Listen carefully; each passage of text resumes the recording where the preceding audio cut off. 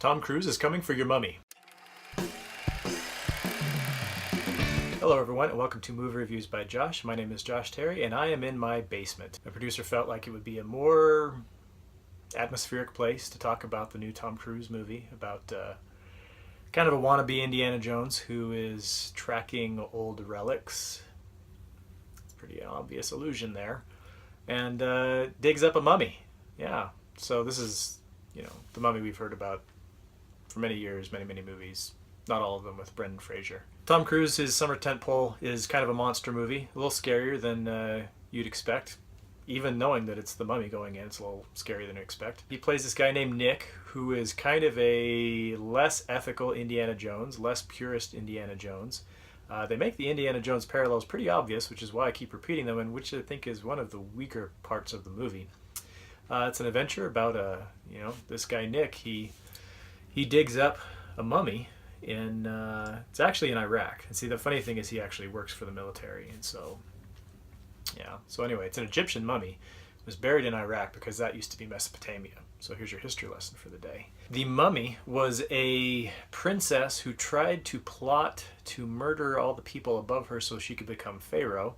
She got caught, the plot was foiled, and she was mummified alive. And now she's back, and she's played by the same actress who was in Star Trek Beyond last year and also spent a lot of time in makeup and such.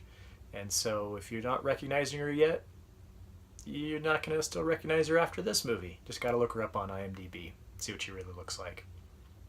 Maybe I can have my producer put up a little picture of her over top of this Return of the Jedi poster that's in my basement. My basement has lots of cool stuff. I could do another video just about the cool stuff. I mean, I've got all these cool Hardy Boys books and stuff too, so, there's no end to the entertainment available. Maybe you could detect from the tone of my voice that I was not really taken by The Mummy. The movie had lots of cool bits, but the bits never really came together, and in the end there were just too many bits. There's this central plot about, Nick has awoken this mummy, and so the mummy now wants to finish what she started 5,000 years ago. And that is simple enough, but there's some other things that are kind of rolled into it.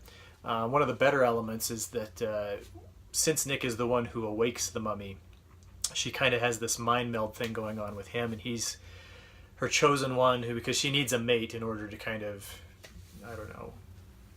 have mummy kids. I'm not really sure exactly how it works. I was paying attention to a certain point, and then once it became messy enough, I just kind of rolled with it and thought, wow, this is kind of a mess. There are some really good bits, though. Like I said, there's this great plane crash, which is a very exciting sequence. There's kind of a cool piece where Tom Cruise is swimming underneath. He's in this submerged, flooded tomb, and he's trying to escape this pack of zombies that is swimming after him. And it's fun. Unfortunately, the action sequences don't make up for the rest of the movie, which just doesn't quite come together, because even though he is the mummy's chosen one, supposedly he still has a connection with this other archaeologist named Jenny. He doesn't have any chemistry with Jenny, and Jenny is kind of boring, and so based on when you see what happens in terms of the plot, and I won't give it away in case you actually still want to see it, it's just a little hard to justify because you don't buy it. Also, there's another kind of a side plot. Jenny the archaeologist works for this organization that is tracking down monsters and stuff all over the world.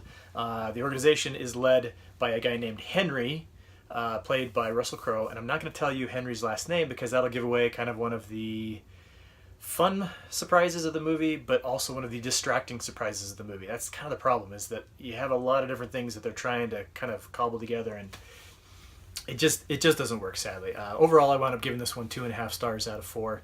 Was even thinking about going all the way down to 2. Good parts, weak whole, which is sad because Tom Cruise doesn't make a habit of making bad movies, and I wouldn't say this is a bad movie, but it is going to be kind of disappointing. It's watchable, but I don't see it spinning off into all kinds of sequels and franchises and universes of its own. So sorry about that. The Mummy is rated PG-13. Pretty much the kind of action violence and a little bit of profanity and there's a little bit more in terms of sexual content, and I guess they technically call it brief nudity, mostly because of the flashbacks with the mummy when she was not a mummy and was trying to hook up with her chosen one and all that kind of thing. So it's a little bit more on the racy side than you might expect, but it's still in PG-13 territory. So does Tom Cruise automatically improve every movie that he is in, even the weak ones? Go ahead and leave your answers in the comments below. Thanks once again for watching. This has been Movie Reviews by Josh. My name is Josh Terry. Please do me a favor and subscribe on your way out. Keep your notifications on so you can see our new videos as soon as they're posted. And thanks as always to our friends at Rockigator. And thanks always to the Hardy Boys, who were kind enough to keep me company on this little shoot down in my basement.